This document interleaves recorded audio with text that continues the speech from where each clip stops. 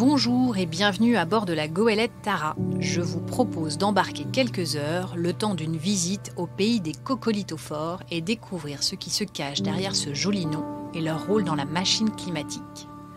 Nous sommes aujourd'hui en escale, à Concepción, une ville sur la côte chilienne, et plus exactement, nous sommes amarrés au ponton militaire. Autour de nous, des frégates, des sous-marins.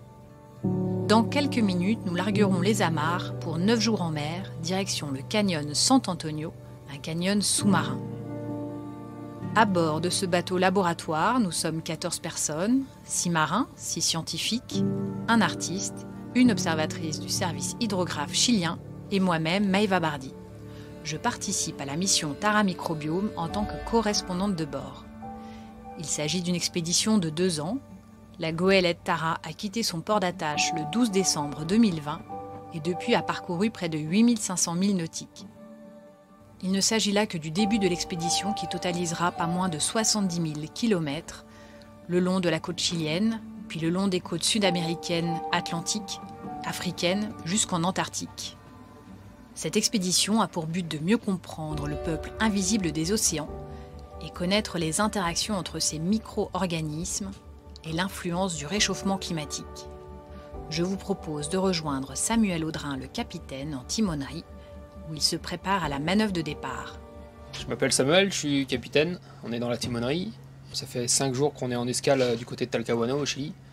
Et là on part pour le 3e leg, donc il va nous emmener de Concepción jusqu'à Valparaiso. Et donc on va pas tarder à démarrer les moteurs, on attend le pilote, parce qu'on n'a pas le choix, on doit avoir un pilote pour la manœuvre. Voilà, donc on se met en route à 1h du matin. L'objectif c'est qu'on gagne le premier point de station qui est à peu près 60 000 de la baie de Talcahuano. On va y passer 10 à 15 heures de prélèvement.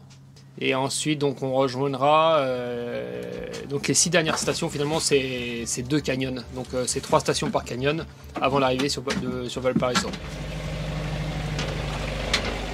On se dirige à présent dans l'antre de Tara, la salle des machines, où Loïc Codan, chef mécanicien, est en train de démarrer les moteurs.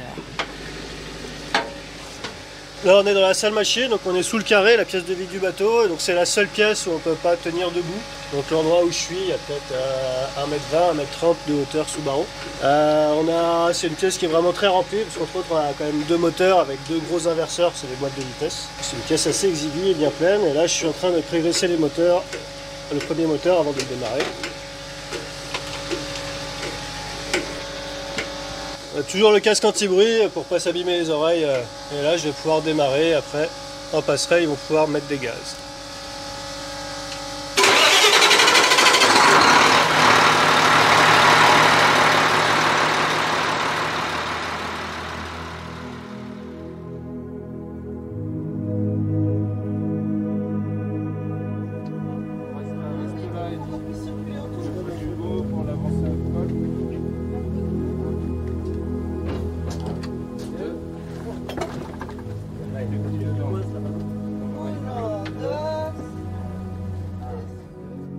Il est 8 h du matin, le temps est ensoleillé, la mer est belle.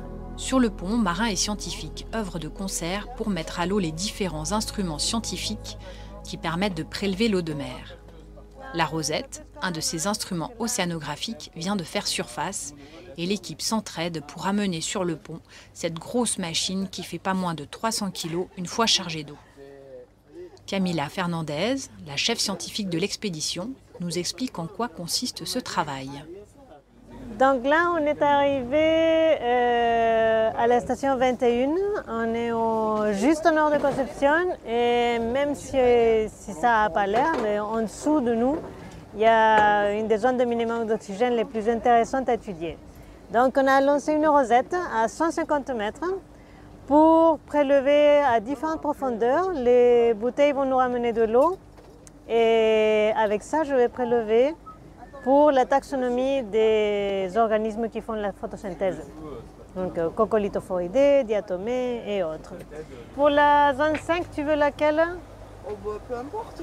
Tu prends la 1, je prends 2, 3, 4? Ouais, ok. Ok. Ben, je mets des gants parce que les échantillons qu'on prend doivent rester propres. On n'a pas envie de contaminer les échantillons avec la graisse du bateau, avec nos propres mains. On a énormément de poussière et de sel un peu partout. Donc on essaye de préserver notre matériel par la porte de gants. Là, c'est quoi là? Tes cocolitos forts? Mes cocolitos forts, oui. Los cocolitos forts de Los Emilio. cocolitos. T'as fascinado por los cocolitos forts. Donc là, tu prends... 2, 3, 4, 5. Zone 5. Ouais. Ok. Là, je suis en train de lui mettre des tuyaux à la rosette pour pouvoir pomper des grands volumes. Donc, il me faut 25 litres qu'après, je vais passer par un tamis pour récupérer les organismes qui sont dessus. Donc, il me faut beaucoup d'eau. Et là, j'en ai encore une de bouteille à pomper.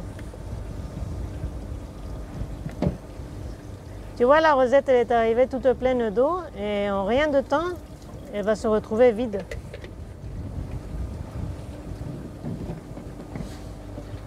La pauvre. En train de la traire.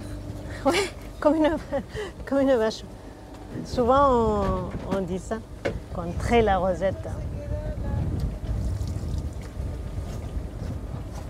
Et une fois que j'aurai récupéré tout le monde, je vais essayer de le faire entrer dans un petit volume de 50 ml pour après faire de la microscopie et d'autres analyses. Mais c'est pas toi qui le fais, c'est votre Non, laboratoire. c'est le laboratoire au Chili. Donc ça va se faire dans les mois qui viennent. C'est à una. Ah, justement.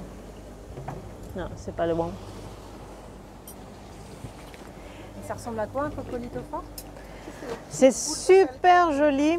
Un coccolithophoridae, c'est un micro-organisme qui fait de la photosynthèse, en fait. Et quand il le fait, il accumule du carbonate de calcium. Donc son truc, c'est d'accumuler et de fabriquer des merveilleuses capsules autour de lui. Autant pour se protéger et autant parce que c'est sa façon de se débarrasser de choses. Et donc ça fait des super jolies formes. Et donc lui, quand il meurt, comme il est couvert de carbonate de calcium, il va l'emporter à l'océan profond. C'est un excellent exportateur de carbone. Donc lui, il prend le CO2 qu'il y a dans l'atmosphère, il le transforme entre autres en carbonate de calcium, il se recouvre de ça et ensuite il part dans l'océan profond et il meurt et il exporte du carbone avec lui. Et c'est le deuxième producteur primaire de l'océan avec les diatomées. Producteur de quoi? Producteurs primaires, c'est tous les organismes qui fixent du carbone, qui utilisent le CO2 par exemple pour faire de la biomasse, pour grandir, pour se reproduire. Tout cela, c'est des producteurs primaires, on les appelle comme ça. Et ensuite, si tu manges quelqu'un, tu deviens un producteur secondaire. Donc les coccolithophoridae, que je suis en train de prélever ici, c'est des excellents producteurs primaires. Mais ils sont très sensibles à l'acidité de l'océan. Donc, quand le pH devient plus acide, leur carbonate de calcium commence soit à se dissoudre, soit ils se déposent moins. Donc, ils ont des problèmes à faire leur exosquelette. Et donc, ils sont particulièrement sensibles à l'acidification. Et on ne sait pas ce qui va leur arriver dans les conditions futures de l'océan. Et en particulier ici, où le pH a tendance un peu à diminuer. Et voilà, c'est l'intérêt.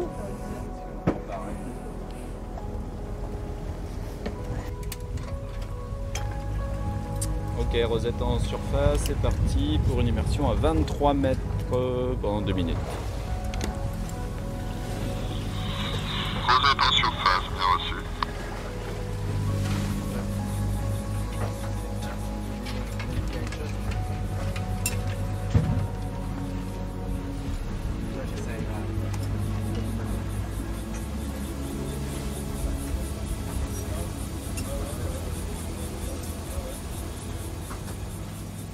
Ouais, tu vas voir le scanner, par moment il fait des trucs bizarres, il remonte de dizaines de mètres, voire plus. je vois, ça saute un peu. Là, on est rendu à 55 mètres. 55 mètres. Ok, moi j'ai 90 mètres de câble, je vais dérouler au moins 150 et puis on va attendre que ça stabilise, voir ce qu'il raconte. Entendu. Yves Tournon, je suis second capitaine à bord du Tara. Je suis tout de suite à la passerelle, donc je suis à la veille. Et je suis en relation. De câble, pour l'instant, t'as combien au Scanmar? Scanmar, on est à 109 mètres. 109 mètres. Je suis en relation avec l'équipe du pont arrière qui est en train de faire descendre la rosette. Donc il y a un système de prélèvement d'eau en profondeur.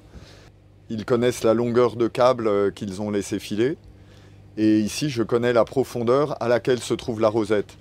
Donc comme elle ne descend pas droit, la longueur de câble est bien plus importante que la profondeur qu'on atteint. Ça se stabilise à 110 mètres. Ça se stabilise à 110 mètres. Ok, je vais remonter, on a 179 mètres de câble. Entendu, je note.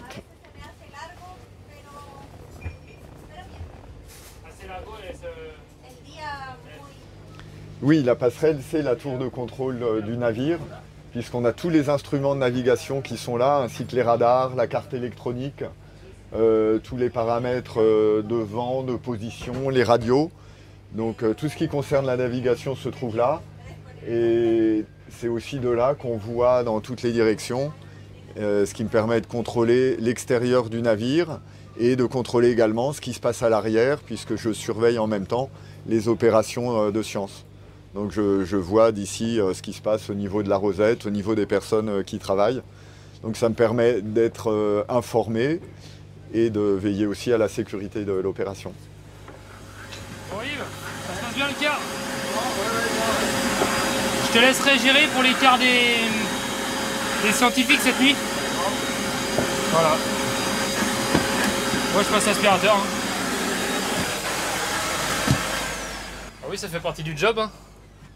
Chacun a une tâche à effectuer chaque jour, au quotidien. On a des équipes entre marins et scientifiques, souvent un marin avec un scientifique d'ailleurs, ou un marin et quelqu'un d'autre, un journaliste ou un artiste. Et soit on est de service, soit on est de vaisselle, soit on est de ménage. Et aujourd'hui pour moi c'est le ménage.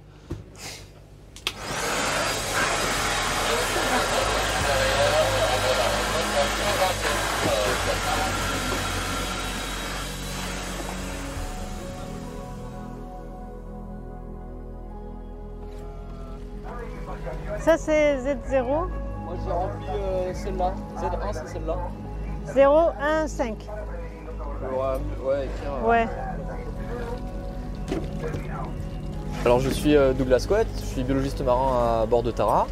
Et c'est vrai qu'à Etretat, pour ceux qui ont pu aller visiter les falaises de Cray, là, on a la manifestation grandeur nature d'accumulation de coccolithophores sur plusieurs millions d'années. Donc en fait les coccolithophores font des tests de calcaire, des petites plaques de calcaire, et en s'accumulant pendant des millions d'années dans le fond des océans, elles vont produire la craie. Et donc ça a donné lieu d'ailleurs à cette grande période géologique qu'on appelle le Crétacé. Donc c'est vraiment lié à ces coccolithophores. Et la craie, qu'est-ce que c'est tout simplement? C'est une accumulation de millions, milliards de petites cellules de coccolithophores les unes sur les autres qui donnent cette roche. Voilà. Donc effectivement, les micro-organismes ils sont pas visibles à l'œil nu, mais quand ils sont tellement abondants, ils peuvent se manifester par des choses visibles à l'œil nu, comme par exemple les falaises de calcaire, mais aussi on peut les voir depuis l'espace. Quand les coccolithophores font des blooms, c'est-à-dire à un moment donné, les coccolithophores dans l'année ils vont exploser de vie, c'est-à-dire ils vont bénéficier de bonnes lumières et de bons nutriments et beaucoup se reproduire. Ils vont tellement être abondants dans l'océan qu'ils vont en changer la couleur de l'eau et ça peut être visible depuis l'espace. Donc voilà des manifestations macroscopiques, visibles à l'œil nu d'organismes très très très petits, microscopiques.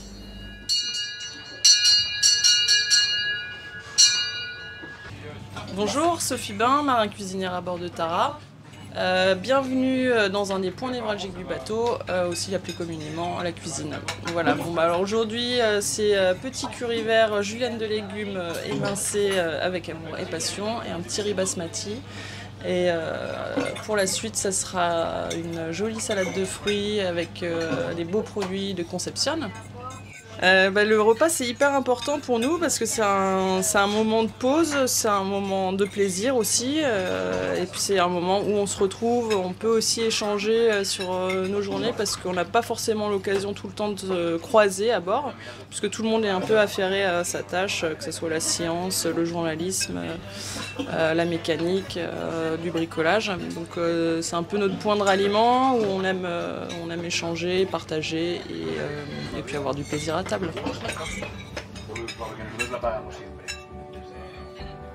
Après cette pause déjeuner bien méritée, l'équipe reprendra son travail sur le pont.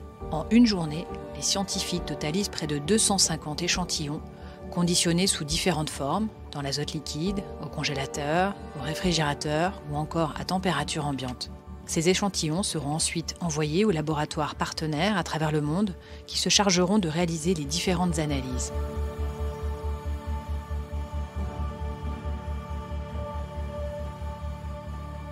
Et voilà, j'espère que cette visite vous a plu. Je vous souhaite une très belle journée et je vous dis à bientôt sur les ondes Tara Océan.